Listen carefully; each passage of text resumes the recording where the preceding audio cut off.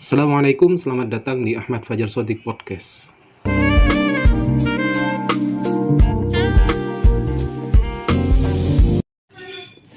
Bismillahirrahmanirrahim. Pada kesempatan kali ini kita akan membahas tentang bahwasanya agama yang diutus atau agama yang diturunkan oleh Allah Subhanahu wa taala adalah satu saja, yaitu agama Islam. Bagaimana penjelasannya? Kita akan baca dulu pada buku Fiqhus Sirah An-Nabawiyah karangan Syekh Buti, teman-teman. Baru setelah itu kita akan jelaskan. Pada halaman 50 ya. Hadza 'anil aqidah. Amma tashri' wa huwa sannul ahkam allati yatawakha minha tanzimu hayatil mujtama' wal fardi. Faqad kana yakhtalifu fil kayfi wal kammi ma baina bi'sati nabiyyin wa akhar. Salawatullah wa salamuhu alaihim ajma'in. Wa sababu dhalika anna at-tashri' min naw'il insya' lal ikhbar. Fala yaridu fihi ma awradnahu ala ikhtilafil aqidah. ثم من المفروض أن يكون للتطور الزمني والاختلاف الأمم والأقوام أثر في تطور التشريع واختلافه بسبب أن أصل فكرة التشريع قائم على أساس ما تقتضيه مصالح العباد في دنياهم وآخرتهم هذا إلى أن بعث كل من الأنبياء السابقين كانت خاصة بأمة معينة ولم تكن عامة للناس كلهم فكانت الأحكام التشريعية محصورة في إطار ضيق حسب ما تقتضيه حالات تلك الأمة بخصوصها. Nah, jadi ini penjelasan lanjutan dari yang kemarin ya. Disebutkan di sini bahwasanya akidah yang dibawa oleh seluruh rasul itu sama. Namun untuk syariat itu berbeda-beda karena memang syariat itu tujuannya adalah untuk maslahah mujtama ataupun maslahah setiap individu, baik itu maslahat umum untuk seluruh masyarakat ataupun untuk individu, dan itu berbeda ya di antara nabi yang satu dengan nabi yang lain. Karena di sini disebutkan ada istilah tashri' itu ada yang al-insya dan al-ikhbar disebutkan di sini ya. Kalau al-tashri' itu adalah dari golongan atau syariat itu dari macam yang insya. Sedangkan kalau akidah itu dari yang ikhbar. Jadi Allah langsung yang mengkabarkan kepada para nabi untuk disampaikan kepada umat-umat yang mereka diutus kepadanya. Maka syariat itu sifatnya apa? Sifatnya dia berkembang. Kenapa? Dia mengikuti setiap umat atau setiap kaum yang dia diutus ke sana ya. Setiap nabi yang diutus ke sana maka membawa syariat tertentu. Jadi berbeda ya, karena seperti yang saya sebutkan tadi, syariat itu adalah tujuannya adalah untuk maslahah bagi hamba, dan itu disesuaikan dengan kaum tertentu, maslahat kaum tertentu, dan juga rentang waktu tertentu juga. Dan juga kata beliau di sini, kata Syekh Buti, bahwasanya setiap pengutusan nabi-nabi sebelum Nabi Muhammad itu hanya diutus untuk ummah muayyanah, umat yang tertentu. Jadi misalkan kepada Bani Israel saja, tapi tidak untuk umat-umat yang lain. Maka karena memang syariat yang dibawa itu hanya untuk umat yang tertentu, maka syariatnya itu hanya khusus bagi umat tersebut dan sangat sempit.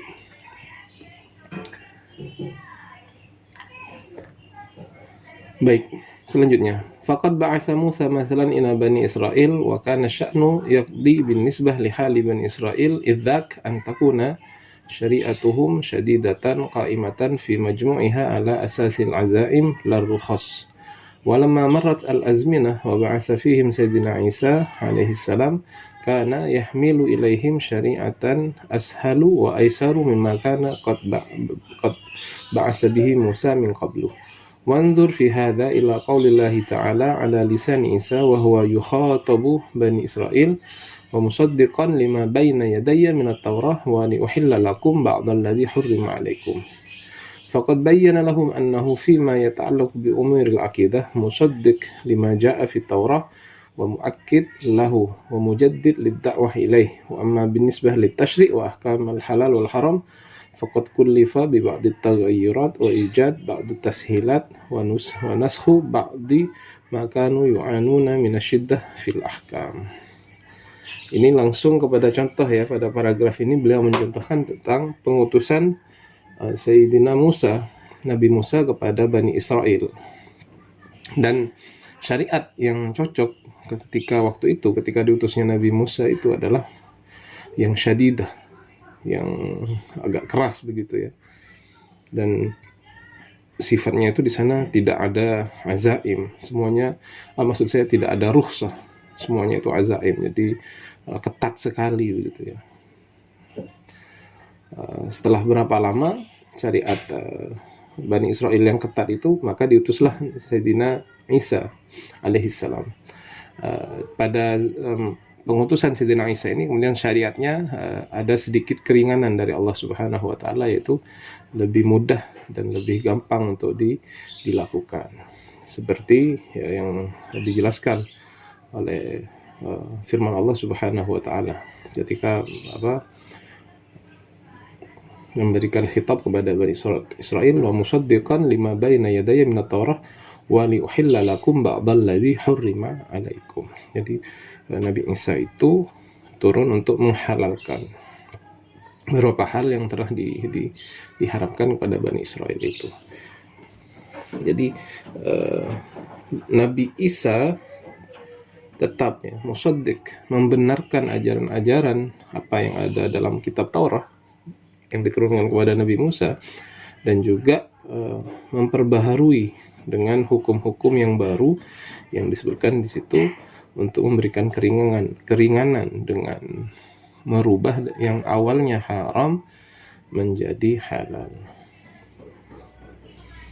Jadi yang awalnya keras menjadi sedikit ada keringanan pada masa turunnya Nabi Isa alaihissalam dengan kitab Injilnya. Nah, jadi seperti itu. Makanya syariat Bani Israel itu kalau kita dengar ya keras gitu ya. Bahkan dalam Al-Quran itu pada zaman Nabi Musa itu untuk bertaubat, ada yang di dalam Al-Quran itu sampai ada kata faktulu anfusakum. Jadi taubatnya dengan membunuh dirinya sendiri. Walaupun ada penafsiran dari lafadz faktulu anfusakum ini oleh ulama. Atau juga perihal najis misalkan. Najis kalau terkena pada pakaian, pada syaratnya Nabi Musa itu dikatakan ya dipotong begitu ya. Tidak dicuci seperti syariat kita ya. Kalau kita kan dicuci asal hilang warna, bau dan rasanya itu sudah bisa dipakai lagi dan hilang benda najisnya. Baik, kita lanjutkan. Wa bina'an ala hadza fa inna bi'sata kulli rasulin tadamman aqidah wa tashri'ah. Fa amma al-aqidah fa'amaluhu binisbah laha laisa siwa ta'kid lil aqidah dzatiha allati bu'itsa biha ar-rusul as-sabiqun duna ay ikhtilaf aw taghyir. Wa amma tashri' فإن شريعة كل رسول ناسخة للشريعة السابقة إلا ما أيده التشريع المتأخر أو سكت عنه، وذلك على مذهب من يقول شريعة من قبلنا شريعة لنا إذا لم يرد ما يخالفها. ويتضح أنه لا توجد أديان سماوية متعددة، وإنما توجد شرائع سماوية متعددة نسخ اللاخق منها السابق إلى أن استقرت الشريعة السماوية الأخيرة التي قضت حكمة الله أن يكون مبلغها هو خاتم الأنبياء والرسل أجمعين. Maka berdasarkan hal yang sudah kita jelaskan tadi, kata beliau Syekh Buti, bahwasanya pengutusan tiap nabi itu mengandung dua hal ya. Yang pertama adalah akidah, dan syariah. Adapun akidah ini tidak ada perubahan, artinya membawa ajaran yang sama dalam akidah, dan setiap nabi itu menjadi penguat bagi nabi yang datang sebelumnya ya, tanpa adanya ikhtilaf ataupun taghyir, tidak ada perbedaan sama sekali ataupun ada perubahan. Adapun syariah, maka syariat nabi yang datang sesudahnya itu menghapus syariat sebelumnya, itu begitu. Kecuali kata beliau di sini apabila ada madhab ya, ada madhab syariah orang sebelum kita itu menjadi syariat bagi kita ya, ada madhab yang mengatakan begitu. Andaikan memang syariat itu tidak dijelaskan ya, tidak dijelaskan lagi atau tidak dijelaskan apakah itu sudah dinasah, apakah sudah dihapus oleh syariat sebelumnya. Beliau kan bahasanya begitu. Kemudian kesimpulannya sudah jelas bahwasanya tidak ada agama samawiyah yang bermacam-macam. Yang ada adalah syariat samawiyah yang bermacam-macam, yang berbeda-beda, yang kemudian itu saling menasah, saling menghapus antara satu yang lain. Tetapi hikmah Allah Subhanahu wa taala menetapkan bahwasanya nanti akan ada syariat yang menjadi penutup dari syariat-syariat Nabi sebelumnya, yang nanti ditutup oleh penutup para Nabi, yaitu Nabi Muhammad SAW. Jadi kesimpulannya tidak ada agama samawi yang berbeda-beda, yang ada syariatnya berbeda-beda.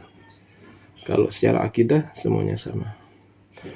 Kemudian selanjutnya, Ammad-dinul haq fawahidun ba'atha al-anbiya kulluhum lid-da'wah ilaihi wa amara an-nasa bid-dainunati lahu mundu Adam ila Muhammad ala wa huwa al-Islam bihi bu'itha Ibrahim wa Ismail wa Yaqub.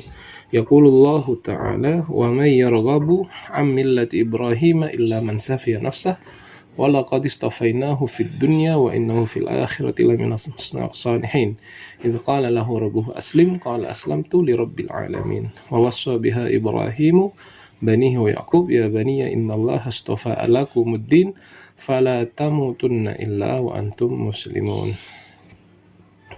Wa bihi bu'itha Musa ila bani Israil yaqulu Allah ta'ala an saharati fir'aun qalu inna ila rabbina munqalibun wa ma tanqimu minna illa an amanna bi ayati rabbina lamma ja'atna rabbana afrigh 'alaina sabran wa tawaffana muslimin. Wa bihi bu'itha Isa alaihi salam yaqulu Allah ta'ala falamma ahassa Isa minhumul kufra qala man ansari ila Allah qala al-hawariyuna nahnu ansarullah amanna billah washhad bi anna muslimun. Selanjutnya ya, jadi diperkuat oleh beliau bahwasanya din yang sahih yang dari Allah itu adalah hanya ada satu, yaitu agama Islam, dan nabi-nabi itu seluruhnya membawa agama Islam ini, dan dalil-dalilnya sudah ada dalam Al-Quran ya, kata-kata Islam itu. Misalkan dalam firman Allah ketika membahas tentang Nabi Ibrahim, Ismail, dan Yakub, diakhiri dengan wasabah Ibrahim bani wa Yakub wa bani innallaha astafa lakumuddin fala tamutunna illa wa antum muslimun.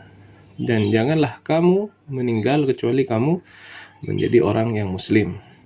Kemudian yang diucapkan oleh para penyihir Fir'aun ya, Rabbana afrigh 'alaina sabran wa tawaffana muslimin, dan wafatkan kami dalam keadaan Islam. Kemudian juga dalam cerita Nabi Isa ya, yang disampaikan oleh Hawari, para pembantu ya, murid-murid Nabi Isa, Hawariyun, beliau berkata, qala al-hawariyun nahnu ansarullah amanna billahi washhad bi anna muslimun. Nah, ini menjadi ilmu yang penting saya kira bagi kita, bahwasanya dari ayat-ayat ini, semua nabi itu semua yang diutus untuk agama Islam, yang berbeda hanya syariatnya. Qad yuqal falimadha yahtafid alladhina yad'una nisbatahum ila Musa bi'aqidatin khassatin takhtalifu an aqidatit tauhid allati bu'itsa biha al-anbiya kullihim. ولماذا يؤمن الذين يدعون نسبتهم إلى عيسى بعقيدة خاصة أخرى؟ والجواب على هذا ما قال الله تعالى في كتابه الكريم إن الدين عند الله الإسلام وما اختلف الذين أوتوا الكتاب إلا من بعد ما جاءهم العلم بغيا بينهم وما قاله أيضا في سورة الشورى عقب قوله شرع لكم من الدين ما وصى به نوحا والذي أوحينا إليك الآية الشورى ayat 13 al-ayah. Wa ma tafarraqu illa min ba'di ma ja'ahumul ilmu baghyan bainahum walaula kalimatun sabaqat min rabbika ila ajalin musamma laqudiya bainahum wa innal ladzina urithul kitaba min ba'dihim la fi syakkin minhu murib. Fal anbiya'u kulluhum bu'itsu bil Islam alladhi huwa ad-din indallah wa ahlul kitab ya'lamuna wahdatad din wa ya'lamuna anna al-anbiya innama ja'u liyusaddiqa kullu wahidin minhum al-akhar fima bu'itsa bihi min ad-din wa ma kanu liyatafarraqu ila aqaid mutabayyinah mukhtalifah walakinnahum ikhtalafu wa tafarraqu wa ikhtalafu ala anbiya'ihim ma lam yaqulu raghma ma ja'ahum min al-ilm fi dhalika baghyan bainahum kama qala Allah ta'ala. Kemudian pada paragraf ini Syekh Buti menjelaskan tentang kenapa para pemeluk agama-agama yang lain itu kalau memang akidahnya sama, mengapa mereka tidak memeluk Islam gitu ya, seperti yang terjadi pada zaman ini. Tetap ada agama Yahudi, ada agama Nasrani. Mereka semua tidak memeluk Islam gitu ya, tidak mengimani kepada Nabi Muhammad. Apa jawaban kata beliau? Itu sebenarnya sudah dijawab oleh Al-Quran ya, dalam firman Allah yang sudah saya bacakan tadi, diantaranya adalah Inna dina indallahil Islam wa makhtalafa alladhina utul kitab illa min ba'di ma ja'ahumul ilmu baghyan bainahum. Sesungguhnya agama di sisi Allah adalah agama Islam dan ahlu kitab itu tidaklah berbeda